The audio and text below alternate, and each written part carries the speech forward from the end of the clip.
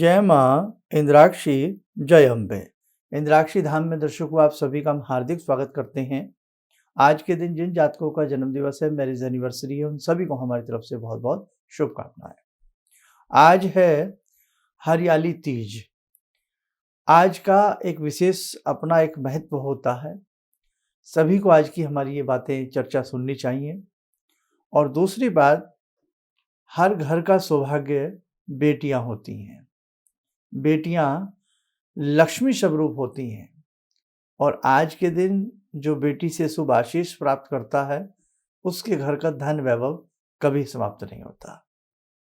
आप नाना भांति के टोटके उपाय करने का प्रयास करते हैं, लेकिन हमारे घर में जो बेटी लक्ष्मी स्वरूपा है, यदि उससे भी आशीष आपको प्राप्त हो जाए तो जिंदगी बन जाती है। आइए पहले आज का पंचांग देखें, फिर हम आगे की बात करते हैं। 19 अगस्त सन 2023 दिन शनिवार, संवत 2080, श्रावण मास, शुक्ल पक्ष, तिथि आज तृतीया, नक्षत्र उत्तरा फाल्गुनी, राहु काल 9 से 10:30, दिशा शूल पूर्व दिशा। आज इसे कजली तीज भी कहा जाता है और हरियाली तीज भी इसे कहा जाता है। एक हरतालिका तीज होती है। इस बार डबल सावन होने की वजह से इस प्रकार की बातें हो रही हैं।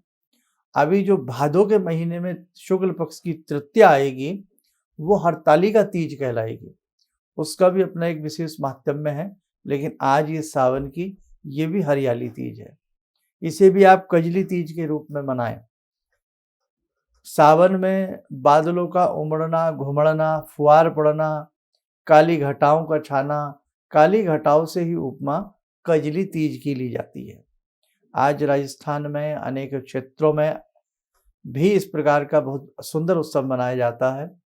बेटियां आज अपने पीहर आती हैं और अपने पिता से भी शुभ आशीष प्राप्त करती हैं और अपने घर की धन धान्य को भी वो शुभ आशीष प्रदान करती हैं।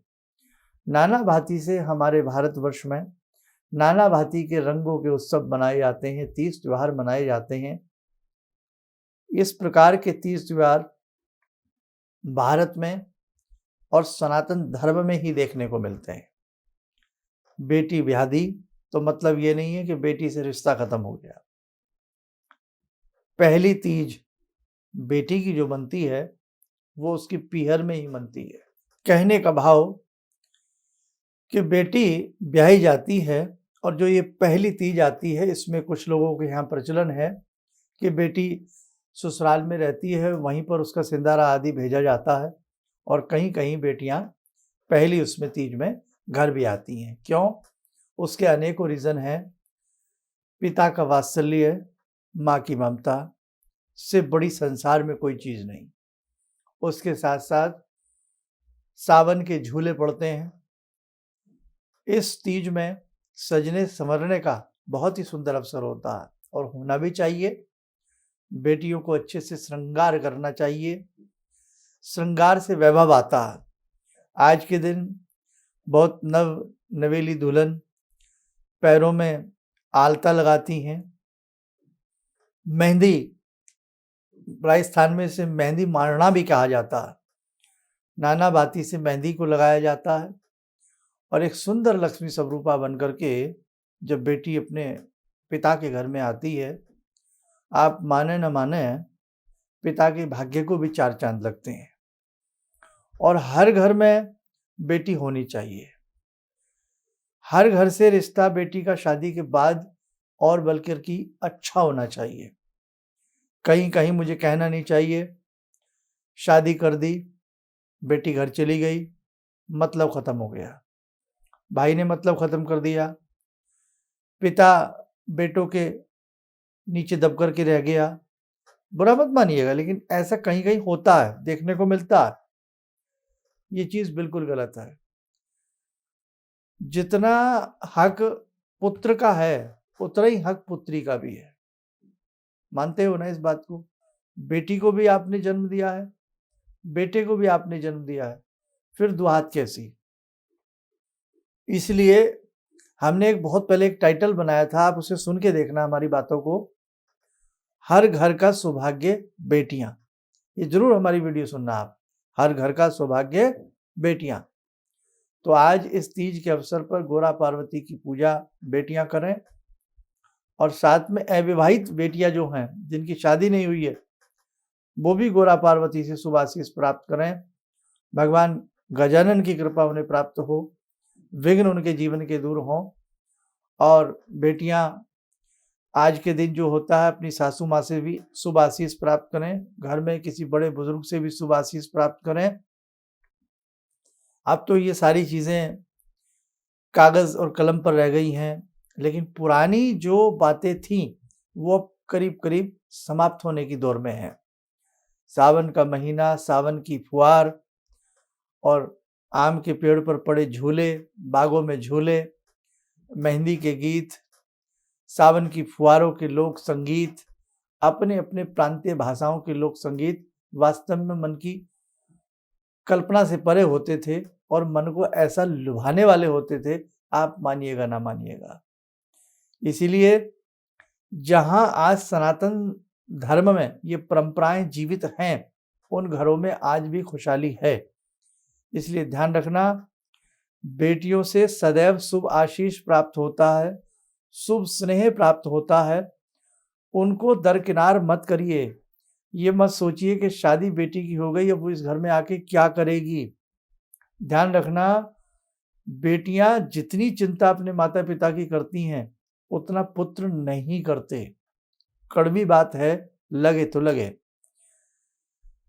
बेटियां ससुराल में रहकर भी माता पिता के लिए सदैव चिंतित रहती हैं और पुत्र साथ रहकर भी पुत्र के लिए माता पिता चिंतित रहते हैं। यस, ऐसा ही होता है। प्रैक्टिकली बात करें तो 100 में मैं सबकी बात नहीं कर रहा है, 5 उंगली एक सार नहीं होती। इसलिए जिस घर में बेटी का अनादर हो, जिस घर से बेटी का रिश्ता टूट जाए, ध्यान रखना वो घर खुशहाल नहीं हो सकता। एक न एक दिन उस घर की समृद्धि छिन जाएगी। बेटी लक्ष्मी स्वरूपा है, जिसकी लक्ष्मी रुष्ट हो जाती है, जिसकी लक्ष्मी दूर चली जाती है, उसके जेब की लक्ष्मी भी उसे कंगाली की राह पे ले जाती है। इसलिए हमेशा मत भूलिए, एक पिता होने के नाते, एक माँ होने के नाते, कि हमने अगर पुत्र को जन्मा है तो हमने इसी कोख से पुत्री को भी जन्मा है। दोनों का समान अधिकार, दोनों से समान प्यार, सभी से समान प्यार, ये करना ही चाहिए। जिस घर में बेटियां हंसती हुई, चहचहाती हुई अपने पिता से मिलने आती हैं और पिता पूर्ण वात्सल्य से उनके साथ रहते हैं, वास्तविकता है उस घर की बरकत, समृद्धि, अन्नपूर्णा कभी समाप्त नहीं होती। ध्यान रखें इस बात को। और ये बेटियों का ही ऐसा हृदय हो सकता है कि जिस घर में वो रही हैं, जिस अधिकार से वो पिता के साथ रही हैं, जिस अधिकार से उन्हें पिता का प्राप्त हुआ है, प्रेम प्राप्त हुआ है, एक ही झटके में जब शादी होती है तो बेटी एकदम पराई सी महसूस होने लगती है। कई बार ये बेटी की हिम्मत है कि वो अपना एक झटके में अपना घर छोड़ सकती है। मतलब शादी होकर के उसके मन का धैर्य देखिए, वो एक ऐसे अनजाने व्यक्ति के साथ चली जाती है कि जिसे वो जानती नहीं, एक ऐसे परिवार के कुल को रोशन करती है जिसे वो जानती नहीं। बेटी अपने घर को भी आनंदित करती है और एक अजनबी परिवार में जाकर भी वो उस कुल को आनंदित करती है। भाई पहली बार तो उसके लिए वो परिवार अजनबी ही होता है ना, बाद में प्यार बन जाए, परिवार बनता है, वो बातें बाद की हैं, लेकिन पहली बार तो उसके लिए परिवार के लोग अनजान होते हैं। उसको सब बताते हैं, बेटी ये लड़के की बुआ है, या ये लड़के की नानी है, ये लड़के की दादी है। बताया जाता है, नहीं बताया जाता है? तो ऐसे कौन बताता है? जब भी बताते हैं जब उनको वो पहचानती नहीं है, धीरे धीरे पहचान बनने लगती है। इसीलिए कहने का भाव, बेटियों को सदैव घर में बुलाते रहिए, चाहे वो हरियाली तीज का पर्व हो, हरतालिका तीज का पर्व हो, रक्षाबंधन का पर्व हो, भैया दूज का पर्व हो, और ये आप कुछ भी इनमें से नहीं मानते, फिर भी बेटियों का रिश्ता और नाता उस परिवार से जुड़ा रहना चाहिए। मुझे कहना नहीं चाहिए, कई बार ऐसे भाई लोग हमें फ़ोन करते हैं, ऐसी माताएं हमें फ़ोन करती हैं जो बेटियों के लिए बहुत अच्छे से तड़फ उनके हृदय में होती है कि हमारी बेटी के लिए आप प्रार्थना करिए, हमारी बेटी के लिए आप उपाय बताइए, उसका जीवन सुखी रहे, वो ससुराल में सुखी रहे, उसका वो स्वास्थ्य से अच्छी रहे, तो बड़ा अच्छा लगता है। तो ये भाव हैं, ये प्रेम है, इसलिए प्रेम की डोर बहुत मजबूत होती है। एक बहन कदापि ये सोच करके भाई से नहीं मिलती कि वो उन्हें पैसे देंगे। क्या आपने किसी से दोस्ती की है? क्या आपको अपने दोस्त याद नहीं आते? क्या आपको जिनके पिता संसार में नहीं है, उन्हें अपने पिता याद नहीं आते? एक मैं आदमी की बात कर रहा हूँ। क्या जो माँ उस घर में है, उसे अपनी माँ याद नहीं आती? जो माँ उस घर में रह रही है, क्या उसे अपने पिता याद नहीं आते? आते हैं। तो जो बच्ची आपकी है, उसे भी आप याद आते हैं, आपकी बातें याद आती हैं, पिता का प्रेम याद आता है ना? बड़ी ये हिम्मत की बात है। देखो, कहना और सोचना आसान है कि भई संसार की रीत है, बेटी तो पराया धन है, बेटी को तो जाना ही जाना है। लेकिन कहीं न कहीं अगर उसके मन को, बेटियों के मन को टटोला जाए, तो बड़ा ये हिम्मत की बात है कि जिस कमरे में वो खेली है, पढ़ी है, जिस गलियों में, जिस गलियारों में अपनी सखियों, सहेलियों के साथ वो रही है, और सभी का साथ एकदम छूट जाना, है ना? तो ये आसान बात नहीं है।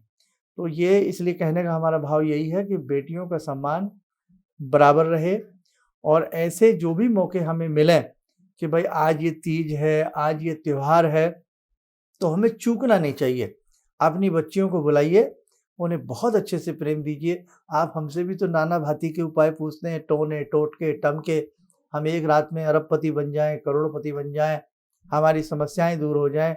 लेकिन हम कई बार अपनी ही शाखाओं से बिछड़ जाते हैं, अपने बच्चों से बिछड़ जाते हैं, अपने बच्चों को अच्छे से प्रेम नहीं दे पाते, तो उनकी आँख के आँसू, क्या आपके घर में समृद्धि आ सकती है? सोचिए, बेटी लक्ष्मी स्वरूपा है, और बेटी पिता के लिए तड़पे, माँ के लिए तड़पे, भाई से मिलने के लिए तड़पे, अपने घर के लिए तड़पे, उसकी आँख में आँसू रहें, और आप लाख दुनिया भर की लक्ष्मी पूजा कर लीजिए, आपके घर में समृद्धि नहीं आ सकती। क्यों? आपने अपनी घर की नन्ही-मुन्नी लक्ष्मी को रुष्ट किया हुआ है। हालाँकि वो कभी बेटी माता-पिता को बददुआएँ नहीं देती, कभी नहीं देती। वो हमेशा उनकी चिंतन में लगी रहती है। फ़ोन करके भी पूछेगी, आपने मेडिसिन ली? आपने खाना खाया? फ़ोन करके भी जब भी बेटी को मौका मिलेगा, वो पहले आपके स्वास्थ्य की बात पूछेगी। अपनी अगर कुछ कमज़ोरियाँ हैं, ससुराल में उसको कोई दिक्कतें हैं, तो जल्दी से वो आपको बताएगी नहीं। क्यों? आप पेशेंट हैं, आप बीमार हैं, या आप भावुक हैं, आप परेशान ना हो जाएँ। और बेटा आपको रोज़ बता देगा बहुत आराम से आके, पिताजी वहाँ पर 20 लाख का नुकसान हो गया, 10 लाख का नुकसान हो गया, लाइए और पैसे दीजिए। समझिए मेरी बात को। इसलिए अब मैं आपको ज़्यादा नहीं समझा रहा हूँ, आप मेरी बात से बुरा मत मानना, आप मेरे अपने हैं। तो ये बहुत एक गंभीर चिंतन है। इस चिंतन को बरकरार रखिए, और हमारे ऋषियों मुनियों की सोच देखिए, इतने सुंदर-सुंदर पर्व उन्होंने हमें दे दिए ताकि हमारा नाता एक-दूसरे से बना रहे। रक्षाबंधन आए, बहन भाई से प्रेम करे, है ना? कितनी सुंदर बात, भैया दूज आए, बहन भाई अलग ना हो। आज माता-पिता हैं, कल नहीं है, कल तो बहन भाई नहीं रहना है ना? तो ऐसे सुंदर-सुंदर उन्होंने रिश्ते बना करके वो हमारे ऋषि मुनि संसार से चले गए कि साहब उनकी हम जो चीज़ें हैं, उसका उपकार कभी नहीं हम उतार सकते। उनकी सोच इन 30 त्योहारों के साथ ये भी रही है कि सबकी एकता बनी रहे, परिवारों में प्रेम बना रहे। उनकी सोच यही नहीं रही कि केवल ये रक्षाबंधन है, उनकी सोच रही कल माता-पिता हो ना हो, लेकिन बहन-भाई का प्यार जीवित रहना चाहिए। कल माता-पिता हो ना हो, भैया दूज के ही बहाने सही, रखड़ी के बहाने सही, राखी के बहाने सही, बहन भाई से मिलती रहे और भाई बहन से मिलता रहे। बहुत आला दर्जे की सोच रही है उन लोगों की। खैर, तो आज बड़ा सुंदर पर्व है, अपनी बच्चियों से फ़ोन पे बात कीजिए, अगर वो उनको बुला नहीं सकते हैं तो, और अच्छे से उन्हें प्यार दुलार दीजिए। आपकी अन्नपूर्णा प्रसन्न होगी, आपकी लक्ष्मी प्रसन्न होगी। आइए जुड़ते हैं आज की ध्यान साधना में जगजननी भक्त वत्सला माँ भगवती से। ॐ सिन्दूरारुणविग्रहां त्रिनयनां माणिक्यमूले स्फुरात् स्तारानायकशेखरं स्मितमुखी बापेन वक्षोरुवां पाणिभ्यामलपूर्णरत्नचषकां रत्नोत्परां बिभ्रति सौम्यां रत्नघटस्थरक्तचरणां ध्यायेत्परामम्बिकां खड्गं चक्रगदेषु चापपरिगान् शूलम्बुशुण्डिं शिरा शङ्खं संदधतीं करे स्त्रीनयनां सर्वाङ्गभूषावृतां नीलास्मद्युतिमास्य पाददशकां सेवे महाकालिकां यामास्तो स्वपितैहरो कमलजो हन्तुं मधुं कैटवम् विद्युद्दामसमप्रभां मृगपते स्कन्दस्थितां भीषणां कन्या विहकरवालखेटविलसा धस्ताविरासेवितां हस्ते चक्रगदाशिखेटविशिखां चापं गुणं तर्जनीं विप्राणामलिलात्मिकां शशिधरां दुर्गां त्रिनेत्रां भजे। कवच बना लें, ध्यान करें, देवी माँ का शुभ आशीष हम सबके ऊपर बरस रहा है।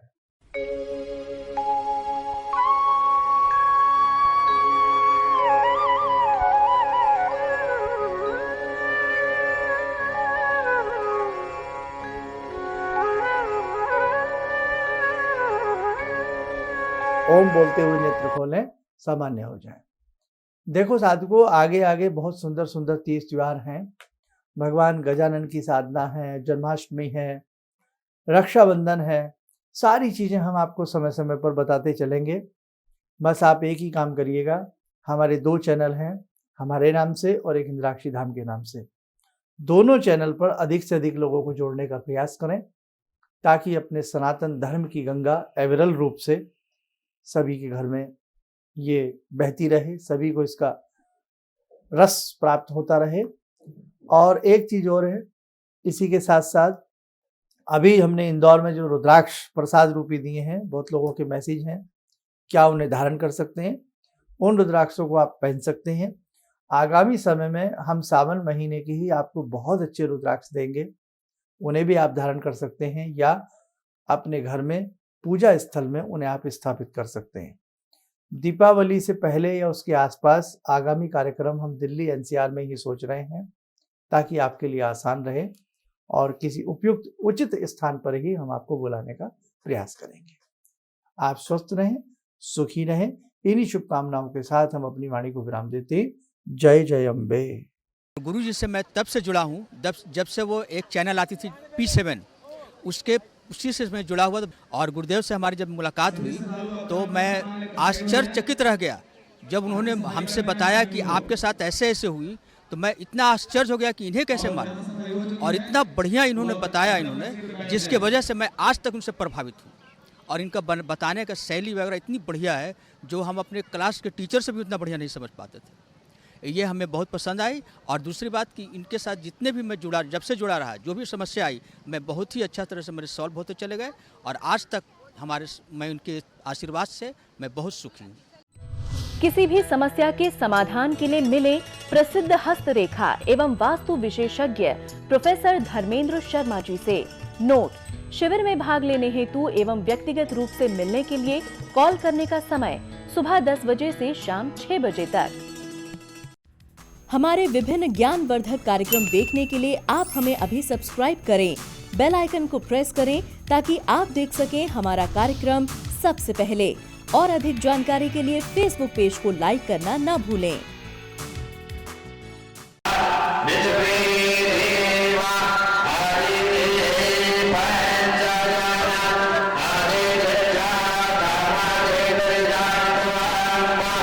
Yeah.